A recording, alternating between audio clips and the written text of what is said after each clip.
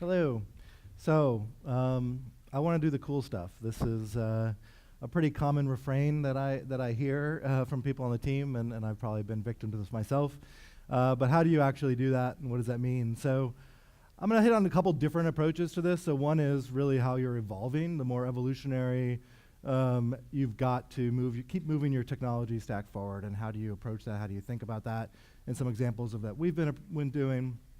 And then how are you exploring those emerging technology areas, those things that you want to start looking at, you want to start learning about, experimenting with, but you can't put a ton of stuff towards at this point. So just first, I don't know how many people know much about Conde Nast, but most people I talk to think we're a travel company, since Conde Nast Traveler is the only brand that we have that uses that word in it. But we are a media company, right, that has over 20 of the world's largest brands. So Vogue, Wired, New Yorker, Glamour, Allure, etc. So well over 100 million monthly uniques and 1 billion page views throughout our network a month. So it's a large scale. We are responsible for essentially all of those products, experiences related to all of those brands. So let's first talk about technology evolution.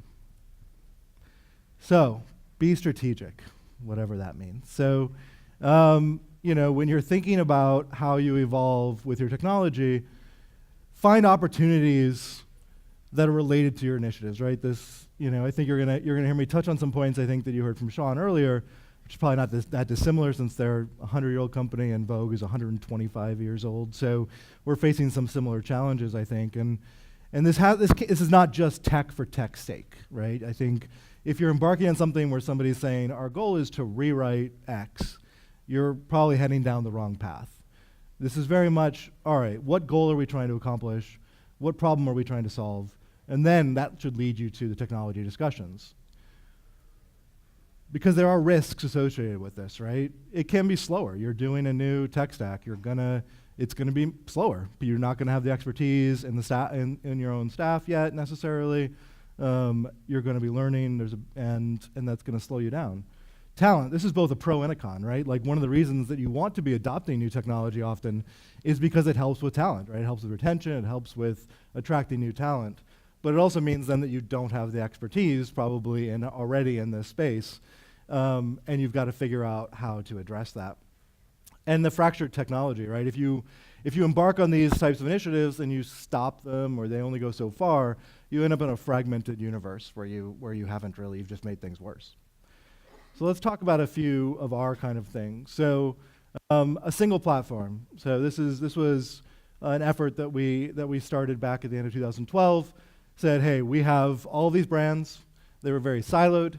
They had all made different decisions around what platform they were going to use, what CMS, what technology stack, etc. And we wanted to say, we need to bring this together.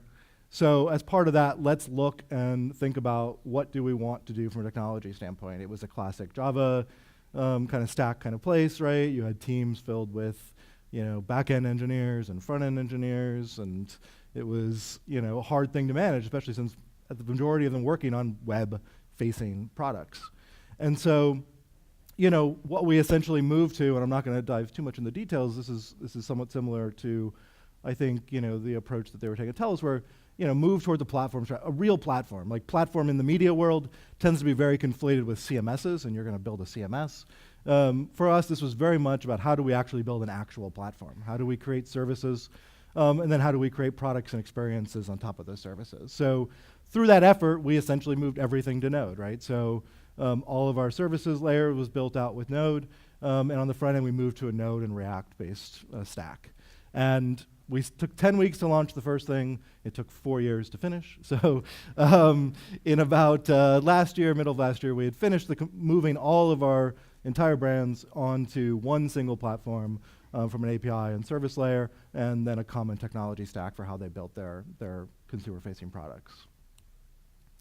That led us to kind of this platform garden notion where there's a lot going on here, but conceptually, the further up you are, the more room for experimentation there is. So at the core, what we call Formation, which is the name for our platform, those things, there's a lot of cost, honestly, to approaching new changes there, right? It's a lot more risky. You can impact a lot more users and customers. So, we have products that we build in-house that are later on top of that are more mature.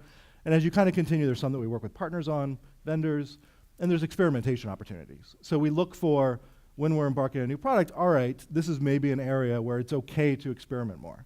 So recently, for instance, one of our more recent products that we built, was us experimenting with serverless and trying to see how that could fit into our overall architecture and some of the learning more hands-on, the pros and cons associated with that. So, we very much kind of tackle this where, those initial stages are where you have those opportunities, and as things become more mature, they maybe move further down in the stack.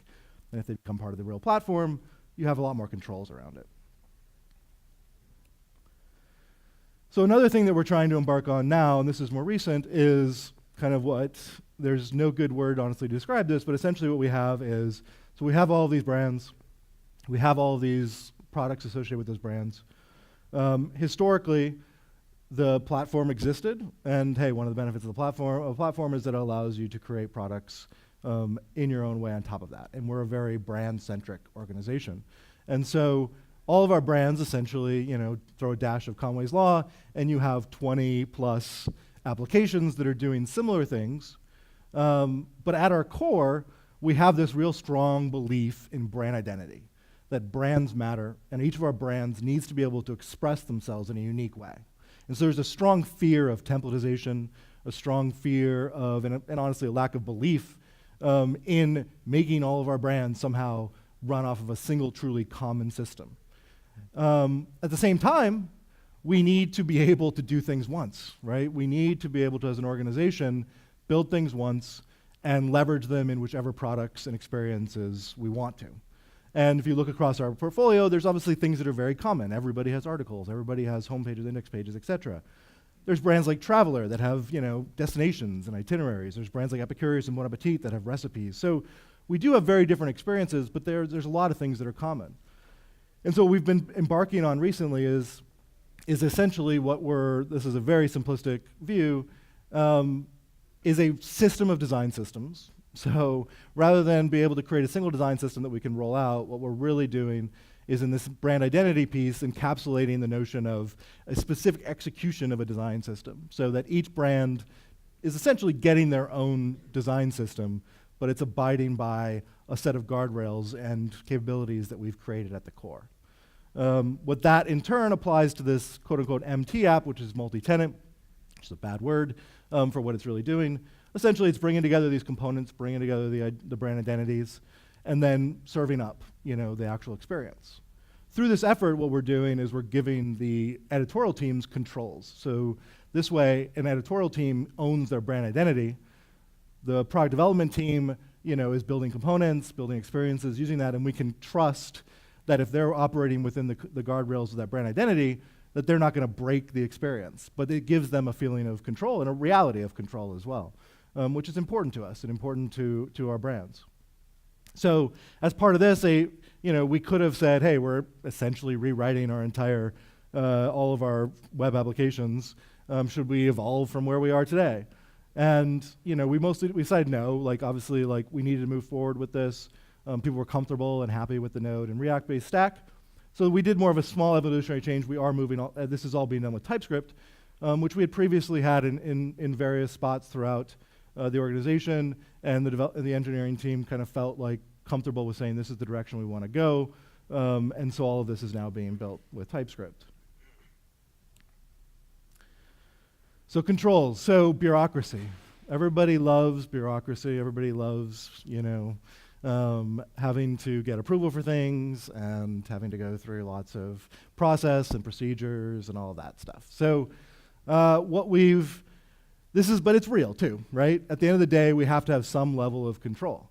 When you're operating in any size organization, we want to ultimately find that balance between, we want our teams, we want our engineers to feel, our product people, our designers to feel like they can create, to feel that they own their systems and their products, and they can move them forward. But at the same time, we don't want to end up, we've all been there, we probably have it in your current organization, that app where it's that developer fell in love with Haskell and decided that's the future, and now you've got this Haskell app that nobody in the company knows, and it's still there, and it's probably going to be there for longer than you will. And so we try to say, all right, how can we, ultimately the goal is let's at least know what's happening. And how do we surface that and make sure, in a distributed organization with lots of teams, how do we do that? And so attempt number one, was we said, all right, let's, we have a architecture group, which is 3 people, literally. So it's not an ivory tower. It's very much a strategic group that allows us to have some people who are, much more senior, able to work on different initiatives and provide some oversight in different areas. But one thing they also are responsible for is kind of that holistic overview of the technology and what we're doing. And so, what we thought about was, all right, RFCs, right? This works. This is a thing. Can we introduce an RFC process for when we're embarking on a new initiative, when a team wants to do, a large-scale change or create a new system, that they can put an RFC, people on the team can comment, we put it in GitHub, try this thing out. It was just too much, to be honest. It was overly formal, which didn't fit well, honestly, with our culture. It felt like I really had to take a big leap to do this, and that ultimately skewed us too far to the side away from giving people opportunities to innovate and drive things forward. So attempt number 2 was something that we call FYIs. So it sounds nicer, right? It's a friendlier thing, FYI. It doesn't attach with it a lot of weight, and so what you do is whenever you're creating a new system, a new repo, you file an FYI. It tells you just a basic blurb of what this thing is that you're going to be. You do this before you create it, of course. That's critical. And who the team is and who the owners are, et cetera, and that's it. And then the architecture group and other leaders in the company, anyone technically, can watch that. And when those new things come in, it becomes more of a passive, like, okay, they've let everybody know we're doing this thing. If leadership or somebody in the company and the team feels like, whoa, like, okay, we're doing that over here, or maybe we should talk, or we explored that and that didn't work, or we just need to have a bigger conversation about this. At that point, then we can kind of have that conversation and open the door. So it provides a much lower barrier for people to feel like they can start things, while at the same time giving us that chance to be like, before we go too far down a path, where people, hey, we've got lots of teams. You don't know always what's going on in other teams. You might replicate work. You might explore things that didn't work, or that aren't in line with the overall strategy. So this has worked pretty well. We've, over the last year or so, it's been over 90. I don't know if that's a good number or not. That's maybe for a future thing to figure out. A lot of things are happening, maybe. And about maybe, less than 10 of those probably have actually had to involve somebody coming in and having a bigger discussion about that. And that feels decent. That feels pretty good. If we were doing 100 things, given the size of our team every year that we had to have large discussions around, we probably wouldn't be doing anything. So this has worked pretty well, and I think we're definitely sticking with this, continue to evolve it, but it has done a good job of it both forcing function on people to think through a little bit about what they're doing, and for everybody else to get a chance to experiment, to see what's happening. So let's talk about emerging tech. So, what we ultimately want to be able to do is we need to be able to explore the things that are coming down, right? That are in the future. There's no success guarantee. We don't know what's going to work. But it's both, hey, it's, the team gets excited about it. The industry's talking about it. You have to start developing a point of view about what it means to you and your organization. But we can't do large investments in these things, right? We don't know yet. If you can't build a business case around something, that you maybe don't really know what the reality of that investment will be. And so there's a couple things that we're doing to approach this. So first is via partnerships, right? So we obviously, yes, we are a big enough company and have big enough brands that we have an advantage there where we can work with partners, talk to the Apples and Googles and Facebooks of the world, and identify upcoming opportunities for us to work with them.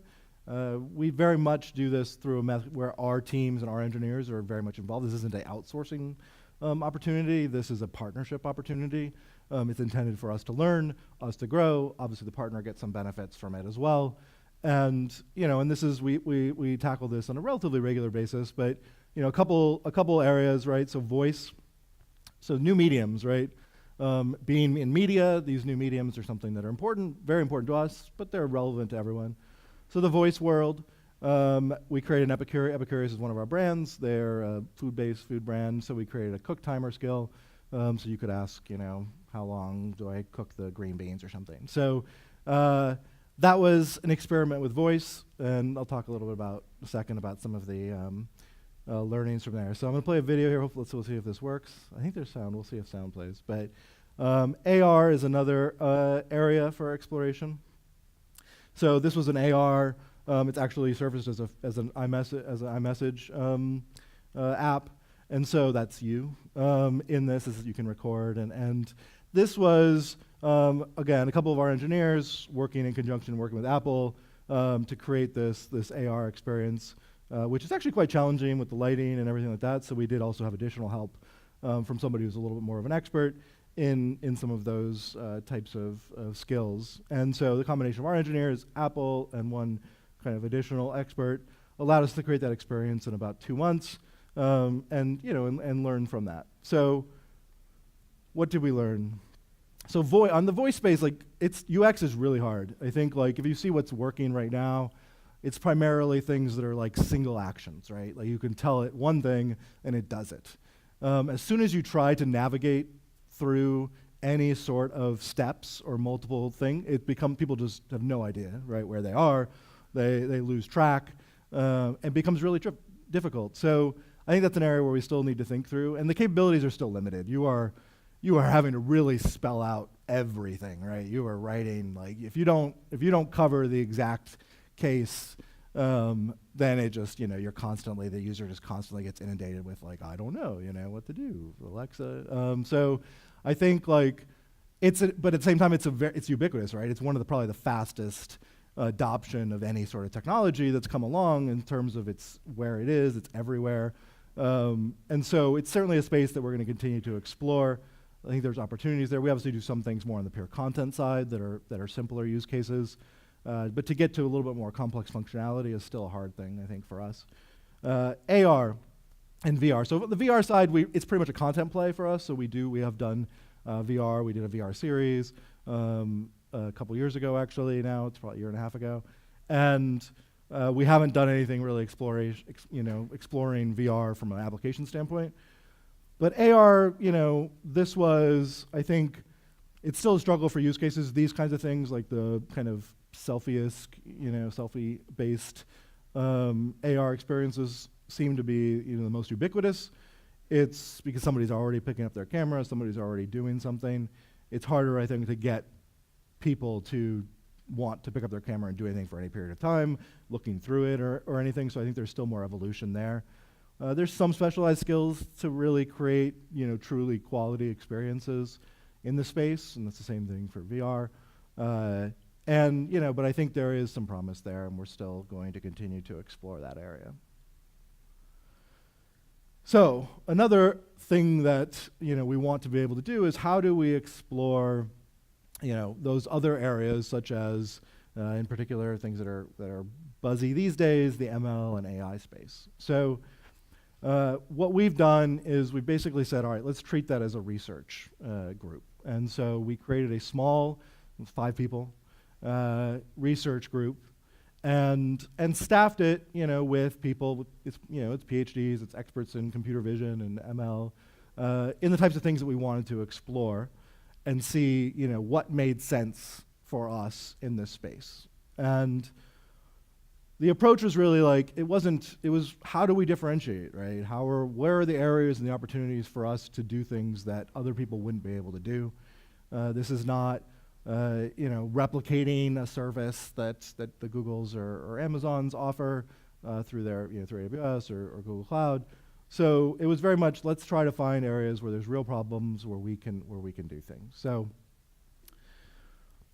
we have a large asset library, right? We have tons of visual assets from years and years, right? From 100 years. And so, as long as they essentially exist and they've been digitized, all of our archives and things like that. So, we have access to a body of assets that actually, almost no one has access to in very specific spaces.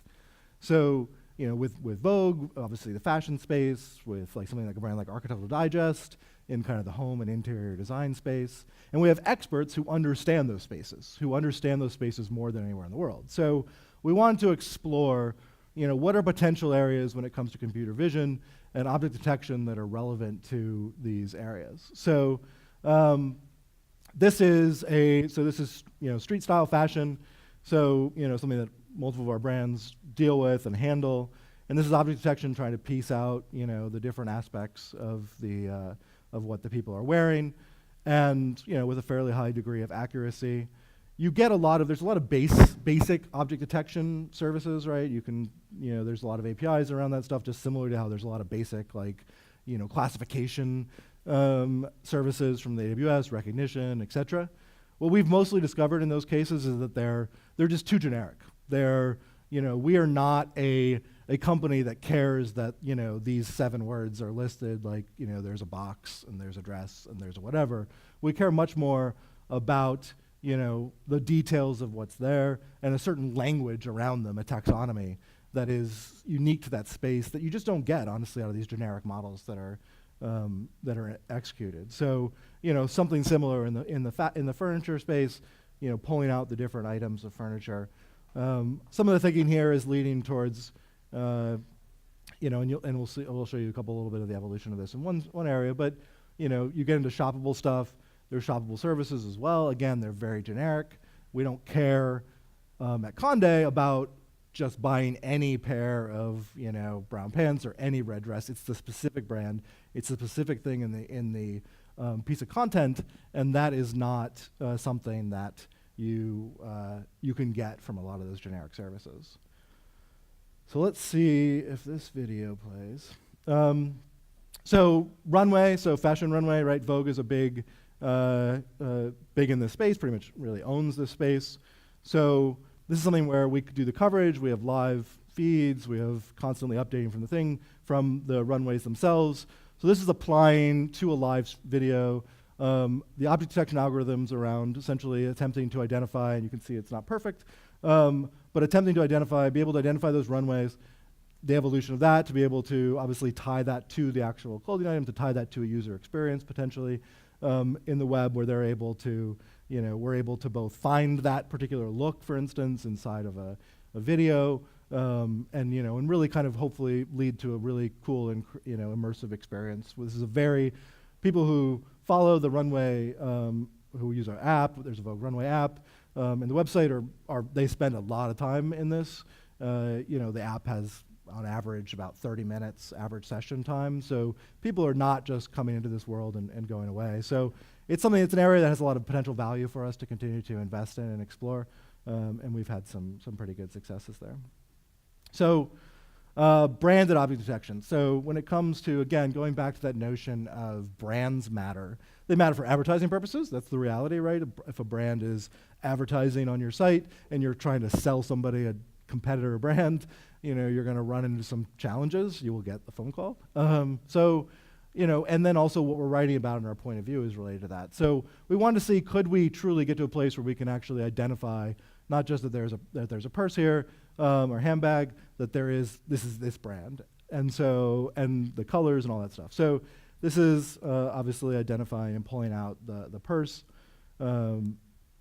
And then from there, being able to isolate on the right, you can kind of see the colors get distracted. You can see even against a tricky background like that dress, which is slightly darker, it's still able to pull out that the core color is the lighter color, and then you have some of the darker gold and the purple in there as well. So we're able to then combine all that stuff and say, can we actually identify brands? So this is showing essentially the accuracy of the algorithms to the models to determine what brand. So for the most part, it's actually pretty good. We're able to definitely identify that there is a handbag very, very well. And then when it comes to specific brands, there is some variations, right? Like Marc Jacobs is a little bit harder than a Coach bag, but it's still pretty powerful, right? And I think, and this is, again, for us, just the beginning stages of how do we continue to kind of explore this and move this forward. Also, more semantic scene descriptions. So again, if you don't have, it's not chair, fire, whatever, painting. Trying to get to a place where you can actually get truly semantic descriptions around these things, around images. There's different use cases for this. Some is just purely from there's ADA type stuff, American with Disabilities Act compliance, and trying to get better about not having bad descriptions for images. There's workflow stuff, and that's where you'll see the approach that we've taken a lot is as we do these exploratory research initiatives, the first use cases that they're often driving then ultimately is often our internal products. So there's a little bit more freedom for us to have things that aren't quite yet 100% really perfect. When you go out to the consumers, you tend to get, there's obviously a lot more attention on it, there's a lot more eyes, and people are not, as you've seen, this is still a space from anyone who's released, even the big companies, big tech companies, this is still very nascent space. It's not remotely, NLP is still very nascent. You're not getting the experience that people that are ultimately expecting. So we tend to say, all right, let's take some of these learnings and let's try to surface those in different products. And so we've started building that in. So for instance, we have an asset management, in-house product. How do we, as we get image tagging, as we get image classification, how do we get that stuff into that process? It's an efficiency gain for our content creators and editors. And it also then loop feeds into our recommendation engines, makes those stronger and better, the better we can get at identifying what our assets are, and then that feeds into our content recommendations and everything else. So a lot of these things kind of feed back into that. There's the cultural positives, right? This is, hey, it's cool stuff, it's fun. It's good for the team to know that we're investing in these things, that we are, while it's a small investment, that we are actually doing this stuff. And I think that's something that actually has a lot of benefits, and I personally believe strongly in. It's had this other benefit, which I honestly didn't really think too much about when we went into it, which is, as you look at this space, again, you have vendors popping out of everywhere who are trying to say, here's my API that's going to, magically deliver, the best computer vision, algorithm model and response you've ever seen. And I think having an in-house team that has the real expertise here and can compare, we'll do comparisons, run their models against ours, try to see how they stack up. And that's really changed the dynamic when we're working with some of these vendors and some of these other tool providers out there, because otherwise it's really hard to tell, right? It's not a perfect science, so it's hard to say okay, that feels like you're doing a good job or not. We can do a much more real comparison between those. And the partnership stuff as well, where again, having people in our teams who can partner with people at Google or partner with people at Amazon and work on some future things and really combine our knowledge, our domain, with their more kind of general capabilities, introduces a lot of opportunities for us. So that's that. Thank you.